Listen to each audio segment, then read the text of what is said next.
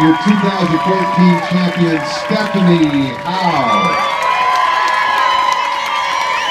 Brian Powell of I Run Far here with Seth Swanson before the 2015 Western States 100. How you doing, Seth? I'm doing well. Thanks, Brian. Good to see you. Yeah. You've had quite a different past year, I'm sure, in terms of running. After coming in second at Western States last year, you'd had some great performances before then, but that was a real breakthrough performance on a big stage. Yeah. What's the last year been like for you?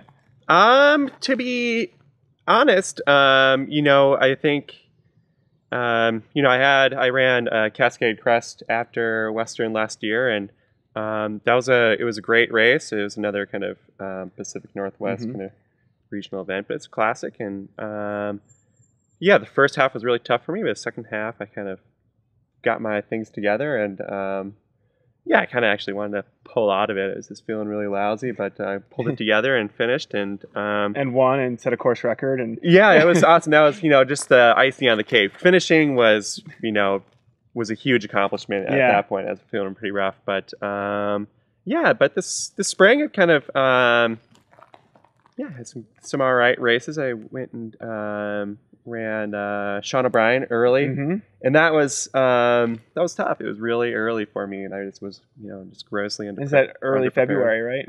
Early February, and Missoula was just under 2 months of ice, and not that that's a reasonable excuse, but it's just a lot earlier than I've usually been intending to race. But things just worked out, so I went for it, and it was a good experience. It was really, really tough, but it was kind of hard to feel that great coming out of it, just knowing I was so underprepared. It's like, taking a test or something and, doing well, but just out of total dumb luck. It's like, wow, it was a relief, but you don't really feel that great about it. And then ran Sonoma in April, which was a great experience. It was just a blast. It's so beautiful there, and John Menninger just does not hold back at all, and it was a great event, great hospitality, crazy fast, this beautiful course. I didn't really run that great.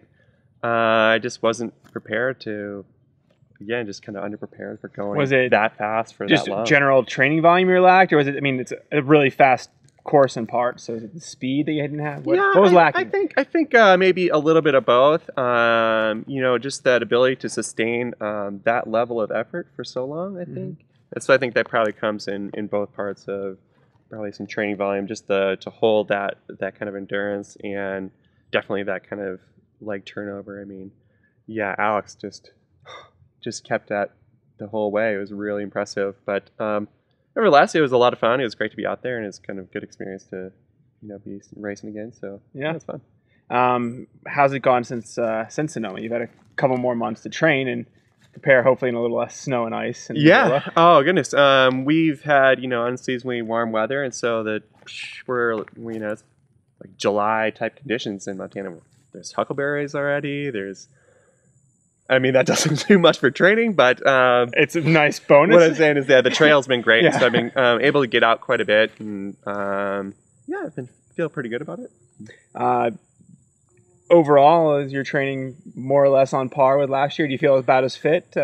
I think so. It's we were kind of talking earlier, but it's just there's just so many variables. It's hard to figure out what that right mix is, and without real objective measurements to know where you're at. You can feel good, I can not feel good, but kind of compared to last year, I think I'm about where I feel I should be.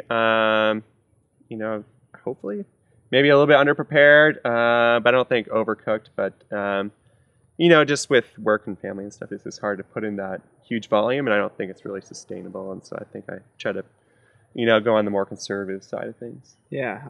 Last year you came into this race pretty much off the radar, unless we were talking to somebody from Missoula or maybe the Pacific Northwest. Taking second here last year and now being on the North Face, do you feel any more pressure or expectations? Or certainly. So there's definitely some expectations. I feel just kind of having the support of North Face, and and yeah, and just kind of how things were last year. But when it comes down to it, I think, yeah, the bigger pressures are within myself and what, I want to, make sure that I do the best I can do. And so, being out there, I think on Saturday, it's going to be kind of just, really challenging to just kind of stay within myself and not, blow myself up trying to, outdo what I'm capable of doing. Yeah, I mean, with it. It's a good point. Like, and it happens for everybody. If you go to the next level and race, like, you can sort of push that forward and even want to do better. Like, yeah. I mean, it's easy to carry away. Yeah, like, you can go to the starting line on Saturday and say, I'm going to run this and it's win it or nothing. Yeah. I mean, last year I think I had a really great day. Things just kind of came together. Mm-hmm. It's a long, long day, so no matter what, I kind of had some down spots, but I felt good for the most part of the day and kind of felt within myself. And I think that's gonna be really, really hard to repeat. Mm-hmm. Just having that kind of race, and it was just really ideal for me. So, if I could, even if I don't improve necessarily my time or place, I think if I can walk away feeling with that same level of output and internal kind of satisfaction, I think it'd be really, really. It's one of those ideal. Like, you'll know it if you have a good race. Yeah, whatever the numerator. And yeah, sure. I'm if I can have a good race and feel confident and happy about it, and whether that's I'm 20th or worse, whatever. I mean, there's a lot of fast people, and so no matter what, I think just trying to pull off what I doing the best I can do is an ultimate goal. And along the way, you keep it pretty simple out there, don't you? In terms of I do. Aid stations and crewing. And I do. Yeah, I pretty much stick to, just gels and water and some salt pills. And it's pretty gross to eat gels all day, but, it's just what works for me. But, yeah, and my wife, Narelle, is going to be out there helping me out again. We have our grandparents in to watch the kids. So that's helpful. And then Mike Wolf happens to be up in the area, and so he's going to hang out with Narelle and keep her company and maybe put a little fire under me. I was going to say support, probably more like heckle. Yeah, totally, which is good. He's a good friend, so it's good. It'll be good to have that kind of support and enthusiasm. Awesome. Well, best of luck out there and have fun. Thanks, I appreciate it. Yeah.